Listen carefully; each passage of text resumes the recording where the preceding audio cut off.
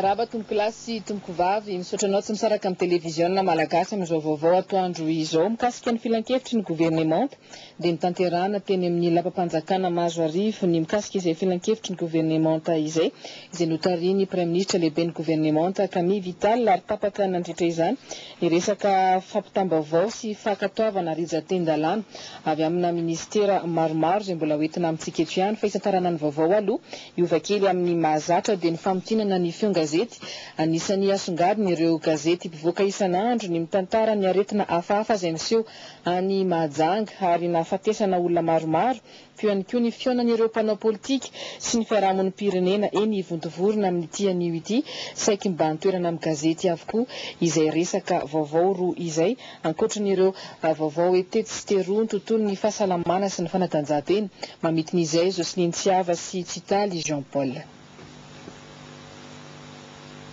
Resaka politika no isantarantsika ny famintinana ny gazety androany narindra rafenimanana mitodika eny vontovorona indray ny lohatenin'ireo ankamaroan'ny gazety mpiseho isan'andro na la vérité na la gazette de la grande île na Madagascar matin na le journal de Madagascar na l'observateur dia samy misarika ny mpamaky azy amin'ny matoam-baovaony amin'ny fifanarana ara-politika izay atao eny vontovorona eo amin'ny fiarahamonim-pirenena na ny CNOSC sy ny Escopole na ny espace de concertation des partis politiques. Le journal de Madagascar manambara fa rencontre de Vontovorona possible échec.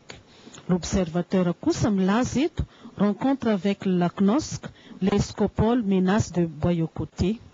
Fa la gazette de la grande île manabarbary amin'ny lohatenim-baovaony Vontovorona l'initiative à soutenir.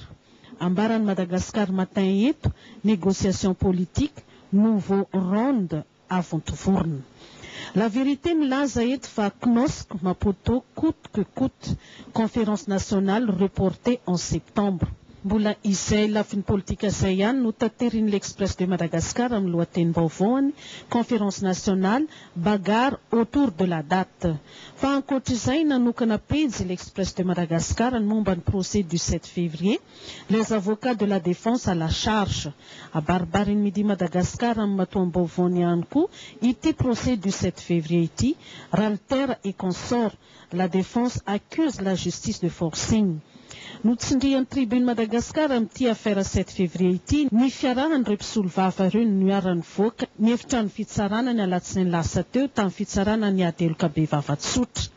Fa ankoatr'izay nanokanan'ny midi Madagascar sy malaza Madagascar ary gazetiko lahatsoratra ny aretina hafahafa tsy mamela mahazo ao amin'ny distrikany Mahajanga olona anakenina izao no maty.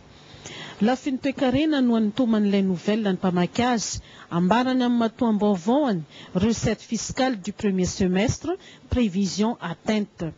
Fa mikasika ny tsy fandriam-pahalemana kosa asongadiny gazety taratra ampasimazava Toamasina ny refitra ny Kalaknikov ravan'ny jiolany bijou luxe magasin fivarotana firavaka anakarana izy io 400 tapitrisa ariary no hoe tetibidiny ireo firavaka voaroba. Toan'ny jiolahy indray no manao fanamby amin'ny polisy ho hitaratra raha izao ny fandehany. Resaka tsy fandriam-pahalemana izay ihany fa nendahana sy vakitrano tompona andraikitry ny fonja mampiayay ho hitaratra. Fa baribary ny ora matoan-datsoratra eto ady tany eny Soavina nitroatra ny fokon'olona dia nanapoahana lacrymogène. Nanokana ny lahatsoratra ihany koa ny vaovao avy any Toamasina vehivavy roa no robainy jiolahy lasa ny ray tapitrisa. Ary amin'ny pejy faharoa no misy ny lahatsoratra mahakasika ny daty ny fioanam-bem-pirenena mihemotra amin'ny tapabolana indray hoy ora. Ny mikasika ny fanatsarana fambolena ny Antsirabe kosa no isariany Le Courrier ny mpamaky azy. Le purin de Lombric a laissé et Isenia Andrei na kankana mena no tena manatsara ny tany ambolena malasa ny tany ho vokatra.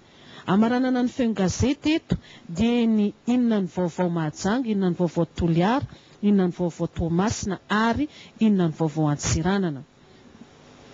Ny fidiran'ny mpianatra tsy misy fiara-miasa hoy inona ny vaovao Mahajanga, samy somokotra amin'ny fampidirana mpianatra avokoa izao ny ray aman-dreny.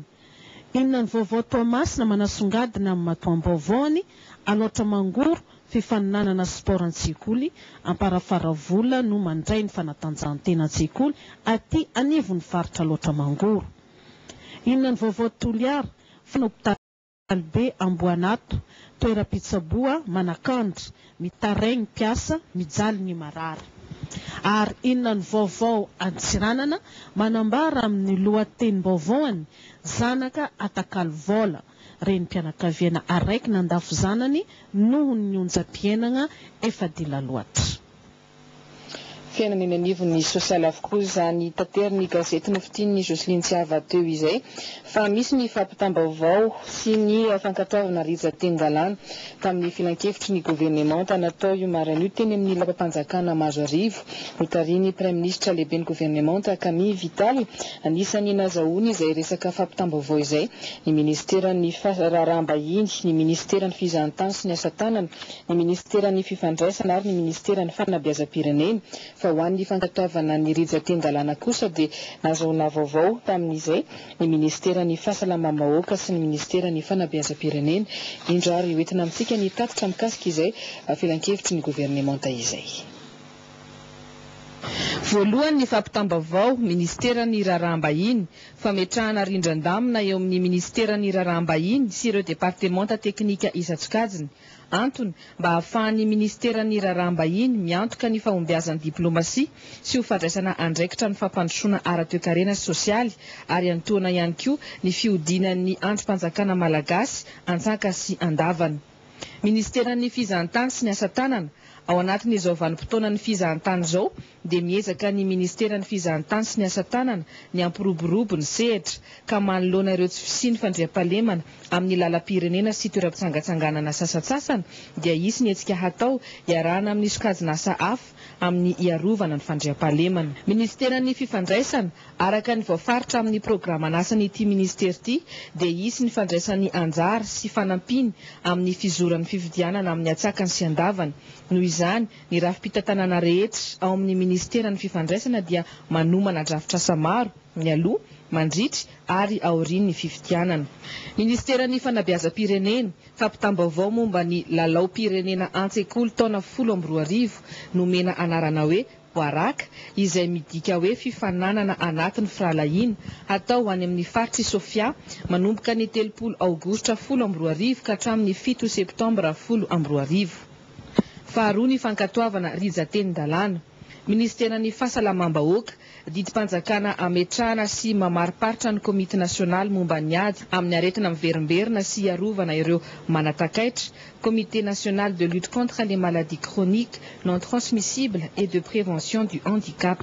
Ary farany ny ministeran'ny fanabeazam-pirenena didim-panjakana anokafana lisea iray mitondra ny anarana Andriamanelo Saint Christophoros ao Alasora, Cisco Antananarivo Avaradrano faritra Analamanga.